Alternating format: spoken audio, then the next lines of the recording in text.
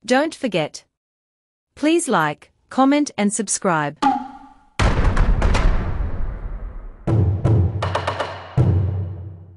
Kalau teman-teman penggemar medsos pasti kenal ini.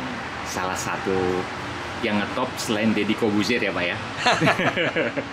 Subscribernya udah banyak nih. Tapi jauh dari Deddy sih. Iya, yang penting kan bukan hanya subscribernya tapi isinya juga kan. Kemarin kan ada debat capres itu yang seru. Menurut banyak orang itu mungkin lebih seru daripada debat-debat sebelumnya. Kalau Bang Ade Armando menanggapinya gimana nih? Itu orang seringkali menganggap bahwa itu lebih seru, itu sebetulnya karena di situ ada dramanya kan. Kentara sekali bahwa saat ini kubu Pak Ganjar dan Pak Anies itu sudah seperti mengindikasikan, memberi tanda-tanda bahwa sekarang mereka bersatu. Mereka kemarin itu bersama-sama menyerang Pak Prabowo ya. Sejumlah pertanyaan yang mereka lontarkan itu di satu sisi jelas-jelas untuk menyudutkan Pak Prabowo, di sisi yang lain itu seperti memberi peluang bagi teman lainnya itu, misal Pak Ganjar memberi peluang buat Pak Anies dan Pak Anies memberi peluang pada Pak Ganjar untuk sama-sama menyudutkan Pak Prabowo. Itu jadi ramai karena apalagi kemudian ada juga protes dari salah seorang pimpinan kami di Partai Solidaritas Indonesia, Mbak Grace ya, bersama kalau tidak salah Isyana, yang mempertanyakan kelakuan perilaku dari para pendukung salah satu paslon yang dianggap tidak etis ya, atau mengacaukan, mendistract perhatian orang.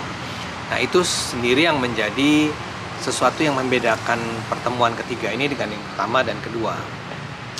Tentu saja tujuan kubu Pak Ganjar dan Pak Anies adalah untuk menjatuhkan Pak Prabowo, mengingat elektabilitas Pak Prabowo saat ini memang sudah jauh di atas kedua calon lainnya.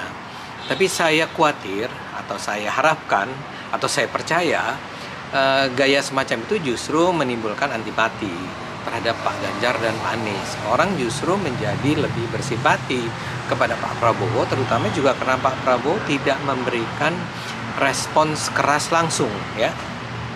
Pada saat ini ya bukan marah ya, bukan berang atau apa, tapi lebih kecewa, sedih, dan itu juga ditujukan dengan komentarnya berikutnya.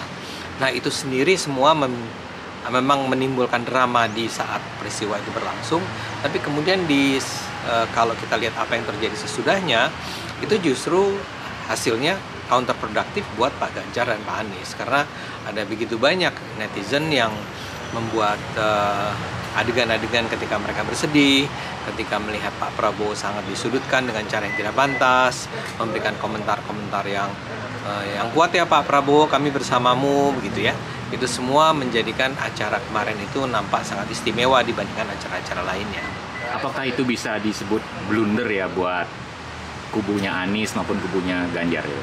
Ya sudah cukup lama ya saya sebetulnya mengingatkan, terutama kubu Pak Ganjar, karena sebelum ini yang menjadi kontender paling ketatnya kan Pak Ganjar ya, bukan Pak Anies. Baru sekarang mereka berada pada posisi yang kurang lebih suaranya sama lah kira-kira ya, yang tidak diinginkan bagi mereka yang melakukan serangan. Karena kita harus tahu bahwa di belakang Pak Prabowo ini kan ada Pak Jokowi ya, dan para pecinta Pak Jokowi tahu itu, dan pecinta Pak Jokowi bersimpati pada Pak Prabowo karena dukungan dari Pak Jokowi.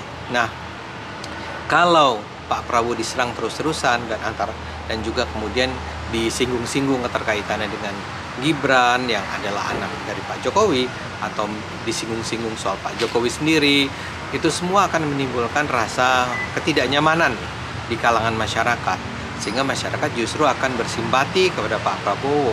Ini blunder dalam arti mereka seharusnya lebih sadar ya, bahwa masyarakat Indonesia itu tidak sepenuhnya terbiasa dengan gaya-gaya yang serba menyerang semacam ini ya, karena orang juga melihat bahwa Pak Ganjar dan Pak Anies nampak seolah-olah sekarang kompak nih, berusaha mengeroyok, dan istilah mengeroyok itu sekarang diulang-ulang terus juga oleh masyarakat ya.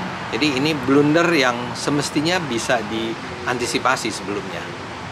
Ya, terlepas dari soal drama yang Bang Armando sebutkan tadi, Bang Ade sebutkan, ada satu hal ini yang juga masih jadi pembicaraan di masyarakat, juga di netizen kan, soal apa namanya keberlanjutan dari pembangunan Pak Jokowi, khususnya IKN nih.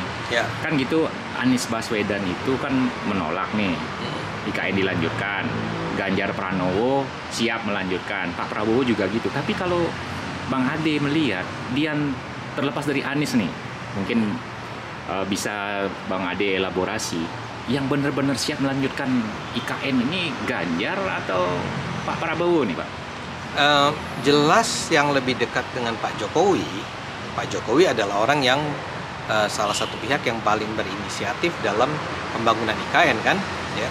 Jadi orang yang paling bisa kita harapkan melanjutkan itu adalah orang yang dekat dengan Pak Jokowi sendiri, ya. Trik-triknya, cara-caranya, strateginya seperti itu adalah orang yang paling dekat dengan dia, ya. Saya khawatir, tadi Anda katakan kan, Pak Anies sih sudahlah, kita nggak masukkan dalam faktor IKN ini. Tapi Pak Ganjar barangkali tidak sepenuhnya ngerti ya dengan persoalan-persoalan yang timbul dari pembangunan IKN, ya. Saya tidak ingin mengatakan pembangunan IKN itu sempurna, ya. Pasti banyak problem di belakangnya. Banyak problem yang menyertai pembangunan IKN, dan orang yang pasti paling mengikuti problem-problem itu adalah Pak Jokowi. Nah, jadi kalau ada dua orang tadi pertanyaan Anda, saya lebih percaya pada Pak Prabowo karena kita tahu bahwa sikap kubu Ganjar terhadap Pak Prabowo ini kan, atau terhadap Jokowi bahkan, itu tidak fix ya, tidak konsisten. Kadang menyerang dengan sangat keras, mengatakan bahwa pemerintahan Pak Jokowi ini adalah Orde Baru, tapi kadang juga mengatakan bagus, nggak betul-betul firm bahwa mereka itu berada di belakang Jokowi dan IKN. Oke, kalau begitu nih, kalau di sisi anak muda nih, Bang Ade kan juga dekat dengan generasi Z gitu ya. Misalnya kalau soal ke TPS nanti kan bertepatan dengan hari Valentine Day, nggak khawatir nih kalau banyak generasi Z atau milenial yang lagi fall in love gitu, nanti malah nggak ikut nyoblos nih. Kira-kira gimana nih? Ya, Valentine itu kan biasanya acaranya ke arah malam ya, dari siang ke malam ya. Nggak apa-apa, jadi datang dulu ke TPS, pilih dulu orang yang paling dipercaya untuk memimpin Indonesia ke 5 tahun ke depan, baru nanti rayakan dengan berangkat ke tempat-tempat perayaan Valentine ya. Jadi saya nggak khawatir, bahkan kita bikin hari itu hari yang bahagia, hari yang gembira. Nah, kira-kira nih generasi Z atau generasi milenial itu akan fall in love-nya dengan siapa nih pada waktu Valentine Day di TPS? Kalau data-data yang saya baca selama ini hasil survei jelas ya. Yang misalnya generasi Z nih yang paling muda, itu tingkat dukungannya, kecintaannya terhadap Prabowo itu jauh di atas kedua pesaing lainnya. Kita berharap walaupun sudah jauh masih terus meningkat, dan betul-betul Pak Prabowo bisa menang dalam 1 kali putaran. Thank you Bang Ade. Yuk, terima kasih.